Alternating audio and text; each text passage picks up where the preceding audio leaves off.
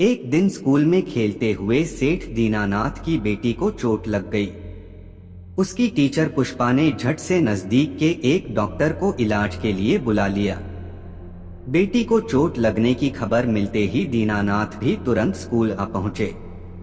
बेटी का हालचाल पूछने पर डॉक्टर ने बताया कि घबराने की कोई बात नहीं है, थोड़ी सी चोट आई थी, मैंने लोकल एनेस्थेसिया देकर पट्टी कर दी है, 1-2 दिन में सब कुछ ठीक हो जाएगा। डॉक्टर और टीचर पर चिल्लाते हुए सेठ दीनानाथ बोले कि आप लोग खुद को समझते क्या हो? क्या तुम इतना भी नहीं जानते कि मैं इस शहर का सबसे अमीर आदमी हूँ और तुमने फिर भी मेरी बेटी को लोकल एनेस्थेसिया दिया है। तुम लोग अगर कोई विदेशी कंपनी के आख्यातित एनेस्थेसिया का प्रबंध नहीं कर सकते थे तो कम से कम अपने देश की किसी बढ़िया कंपनी का एनेस्थेसिया तो मंगवा सकते थे। पुष्पा मैडम को यह समझते बिल्कुल भी देर नहीं लगी कि सेठ दीनानाथ जी की दिखावट और बनावट सब कुछ ही खोखली है। पैसे के दम पर ऐसे घमंडी इंसान एक फूले हुए गुब्बारे की तरह होते हैं जिसके बाहर और अंदर केवल हवा होती है। इन सभी बातों के बावजूद भी पुष्पा मैडम ने उन्हें पूरी इज्जत देते हुए कहा कि लोकल एनेस्थेसिया यानी स्थानीय संज्ञाहरण एक ऐसी दवा के रूप में मरीज को दी जाती है जिससे शरीर के किसी एक छोटे भाग को थोड़ी देर के लिए सुन्न किया जाता है ताकि इलाज के दौरान उसे कोई तकलीफ या दर्द महसूस न हो। इस बात का उल्टा मतलब निकालते हुए सेठ दीनानाथ ने स्कूल की प्रिंसिपल से पुष्पा मैडम की शिकायत करते हुए कहा कि इसने सभी लोगों के बीच उनका अपमान किया है।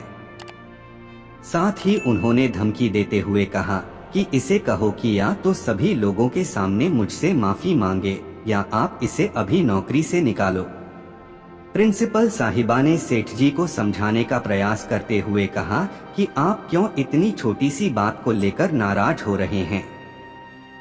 दीनानाथ ने प्रिंसिपल को धमकाते हुए कहा कि यदि आपने इसी समय इस टीचर को अभी स्कूल से नहीं निकाला तो आज के बाद अपने स्कूल के लिए मुझसे किसी किस्म के मदद की उम्मीद मत रखना। प्रिंसिपल के सामने बड़ा ही अजीब धर्म संकट खड़ा हो गया था। वह न तो पुष्पा जैसी होनहार टीचर को खोना चाहती थी और न ही दीनानाथ जैसे बड़े सेठ को नाराज करने की स्थिति में थी। प्रिंसिपल ने पुष्पा से कहा कि तुम ही अपनी गलती के लिए सेठ जी से माफी मांग लो। पुष्पा ने बिल्कुल साफ लफ्जों में कह दिया कि मैंने जब कोई गलती की ही नहीं तो माफी मांगने का सवाल ही पैदा नहीं होता। यह तो इनकी अज्ञानता से ही मालूम हो रहा है कि इनकी सोच कितनी छोटी है। यदि इन्हें थोड़ा बहुत भी ज्ञान होता तो इनके अंदर इतना अहंकार नहीं होता। अपनी अपार धन दौलत के अहंकार में डूबे हुए सेठ दीनानाथ ने आज तक कभी अपनी नाक पर मक्खी नहीं बैठने दी थी।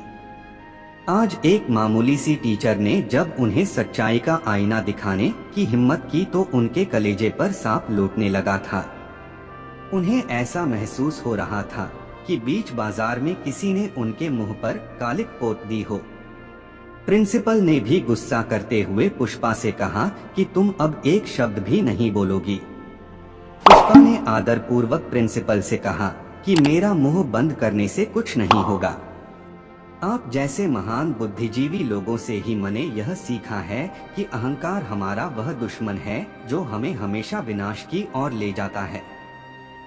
जब हमारे दिलो दिमाग पर अहंकार हावी हो जाता है तो न सिर्फ हमारे अंदर बुराइयां पैदा होने लगती हैं, बल्कि हमारी सोच भी नकारात्मक होने लगती है। इसलिए हमें सदा अहंकार रूपी शत्रु से बचना चाहिए। विष उगलते हुए दीनानाथ ने प्रिंसिपल से कहा कि एक मामूली सी टीचर आपके सामने मेरी टोपी उछाल रही है और आप चुपचाप उसकी बातें सुनती जा रही हो। आप अभी 1 मिनट में इसे अपने स्कूल से बाहर करो। जब नई नौकरों के लिए दर दर भटकेगी तो इसकी आंखें खुलेंगी। प्रिंसिपल ने भी मन ही मन सोचा कि जल में रहकर मगर से बैर नहीं रखा जा सकता। उन्होंने पुष्पा से कहा, यदि तुम अपनी इज्जत प्यारी है तो तुरंत अपना इस्तीफा दे दो। पुष्पा ने उसी समय अपना त्यागपत्र प्रिंसिपल को पकड़ा दिया। लेकिन जाने से पहले सेठ दीनानाथ जी से यह कहना नहीं भूली कि यदि आप सच में इत पाना चाहते हैं तो दूसरों की इज्जत भी करना सीखिए। आज तक कभी किसी को सम्मान खुद ब खुद नहीं मिला, बल्कि इज्जत सम्मान केवल उन्हीं लोगों का होता है जो दूसरों का सम्मान करना जानते हैं।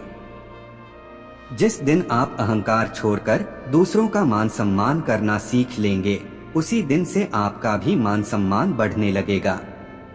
लेकिन मैं जानती हूँ कि आप जैसे अहंकारी लोगों को मेरी यह बातें समझ में नहीं आएंगी, क्योंकि आप जैसे लोगों का एक ही उसूल होता है कि अहंकार करने के सिवाय कोई दूसरा उसूल नहीं होता। इतना सब कुछ होने के बाद भी सेठ दीनानाथ यह कबूल करने को तैयार नहीं थे कि हमारी अधिकतर गलतियों की जड़ हमारा अहंकार ही होता है। प्रिंसिपल ने सेठ दीनानाथ जी को खुश करने के लिए जैसे ही पुष्पा का इस्तीफा स्वीकार किया तो पुष्पा ने उनसे कहा कि अहंकारी लोगों के कारण गरीब लोगों के घर कई बार टूटते हैं, लेकिन उनका आत्मसम्मान कभी नहीं टूटता। पुष्पा के आत्मसम्मान और विश्वास को सलाम करते हुए जॉली अंकल सेठ दीनानाथ जी को छोटी सी राय देते हुए इतना ही कहना चाहते हैं कि आपकी असल जिंदगी उस दिन शुरू होगी जिस दिन आप अपने मन से अहंकार को खत्म करेंगे। अहंकार करने से सदा बचना चाहिए, क्योंकि यह इंसान को खाक में मिला देता है।